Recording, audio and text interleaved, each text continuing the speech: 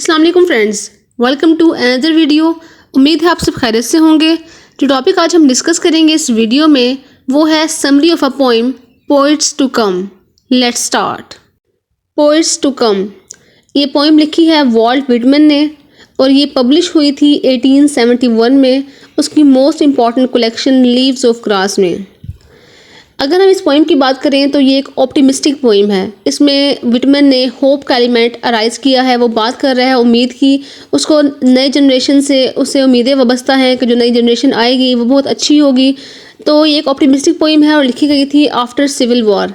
जैसा कि हम जानते हैं कि विटमन ने बहुत सी पोइम्स लिखी हैं सिविल वॉर के बारे में और अब्राहम लिंकन के बारे में जो उस टाइम कैप्टन था अमेरिका का।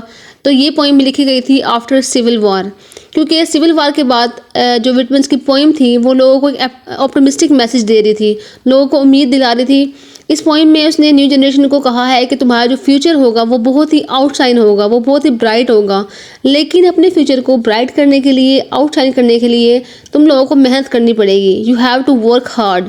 और ये मेहनत हो सकता है तुम लोग इंडिविजुअल भी कर सकते हो और एक नेशन की फॉर्म में भी कर सकते हो, लेकिन ये शर्त है कि अगर तुम लोग चाहते हो कि तुम्हारा फ्यूचर ब्राइट हो और शाइनिंग हो तो उसके लिए मेहनत करनी पड़ेगी। ये था इस पोइम का थोड़ा बहुत ओवरव्यू और की फैक्ट्स। अब हम चलते हैं इसकी समरी की तरफ। पोइट्स टू कम एक छोटी सी पोइम है और उसमें विटमन ने एक स्ट्रेट फॉरवर्ड बात की है। उसने कोई घुमा फिरा के बात नहीं की या फिर कोई लफ्ज़ों के पीछे कोई मीनिंग नहीं छुपे हुए, बल्कि उसने डायरेक्टली अपने जो न्यू जनरेशन है उसको एड्रेस किया है और उससे बात कर रहा है। इसमें वो कहता है कि the poet calls out poets, orators, singers and musicians of the future to justify his writing.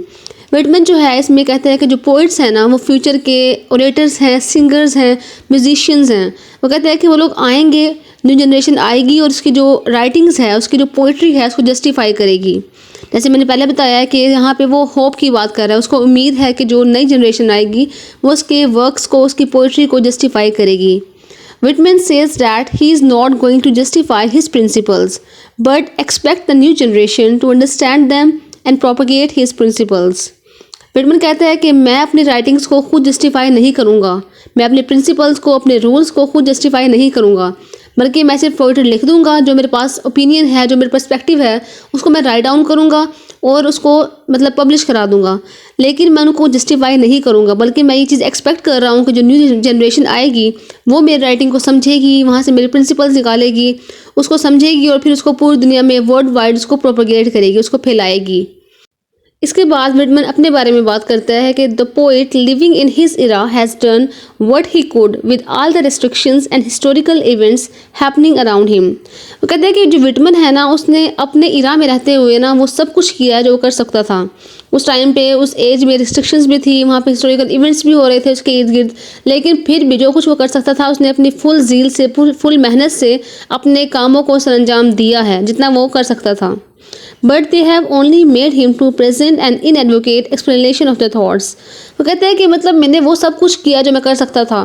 जैसे कि हम जानते हैं कि उसने सिविल वार में भी पार्टिसिपेट किया था, वहाँ पे उसने as a nurse military hospital में काम किया था, उसने सब कुछ किया था जो वो कर सकता था। वो कहते हैं लेकिन फिर भी ना मुझे जो सोसाइटी है, जो मुझे जो लोग थे वहाँ के, जो ऑडियंस थी, उन्होंने मुझे उस तरह से अप्रिशिएट नहीं किया जिस तरह करना चाहिए था। तो इसीलिए वो न्यू जनरेशन से ये चीज़ एक्सपेक्ट कर रहा है कि वो न्यू जनरेशन आएगी और मेरे वर्क्स को, मेरे जो मैंने कुछ किया है उनको देखेगी और मुझे अप्रिशिएट करेगी और मेरे जो थॉट्स है उसको पूरी दुनिया में फैलाएगी। His principles are left to the generation as a theory which needs to be understood and explained. वो कहते हैं कि जो मेरी प्रिंसिपल्स होंगे, जो मेरी राइटिंग्स होगी ना, वही जगह ये बात भी करता है कि जो उसके ओपिनियन है वो ना उस टाइम लोग नहीं समझ रहे, लोगों को लग रहा है कि बहुत अजीब बातें कर रहा है और मतलब कितनी क्या बोल रहा है। वो कहते हैं कि लेकिन जो न्यू जनरेशन आएगी ना वो मेरी बातों को समझेगी, वो समझेगी कि मेरा पर्सपेक्टिव था क्या, तो वो आएगी, उनके लिए जो मेरी प्रिंसिपल्स होंगे ना, मेरी राइटिंग्स होगी वो एज अ थ्योरी होगी, वो उनको अंडरस्टैंड करेंगे, पहले समझेंगे उसमें है क्या और फिर उसको एक्सप्लेन भी करेंगे। इसके बाद विटमन जो न्यू जनरेशन है उसको एक एडवाइस करता है, एक मैसेज देता है। वो कहता है कि अ पोइट और an artist should seek universal knowledge, look forward and not dwell into the past. वो कहते हैं कि जो लोग हैं, न्यू जनरेशन है, उस टाइम पे जो पोइट्स हैं या जो आर्टिस्ट हैं, उनको चाहिए कि उनके पास नॉलेज हो, यूनिवर्सल नॉलेज हो, उनको पता हो कि दुनिया में चल क्या रहा है, उनको पता हो कि यूनिवर्सल ट्रुथ है क्या, और उन्हें चाहिए कि वो हमेशा आगे की सोचें। मतलब ऐसे उसने पहले ही बात की थी कि जो पोइम है एक ऑप्टिमिस्टिक है, यहाँ पे वो लोगों को कह रहा है कि तुम्हारा जो फ्यूचर है वो बहुत ब्राइट होगा। तो यहाँ पे वो कह रहा है कि तुम्हें चाहिए कि तुम हमेशा फॉरवर्ड देखो, आगे देखो, अपने पास में ना रहो, बल्कि पास से निकलो और अपने आगे की चीज़ों के बारे में सोचो। That is the only way one can become greater than before।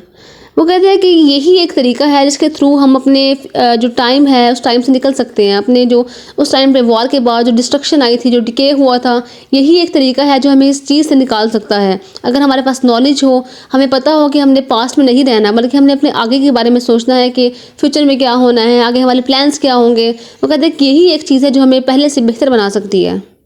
He expects his successors to arise and do greater things which he could only develop into a few times।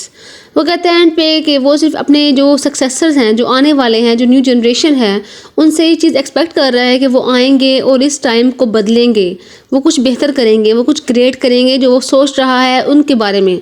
उसको पूरी उम्मीद है कि वो लोग आएंगे और सब कुछ चेंज कर देंगे। हमारा जो टाइम है, जो सोसाइटी है, जो जनरेशन है, वो बहुत ही आगे आउटशाइन होगी, बहुत ही ब्राइट होगी।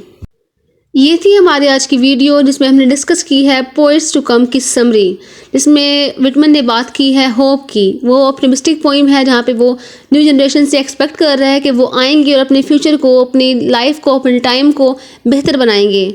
मैंने कोशिश की है आसान लफ्ज़ों में समझाने की। अगर आपको समझ आ गई है तो don't forget to share this video with your friends and class fellows. Thank you.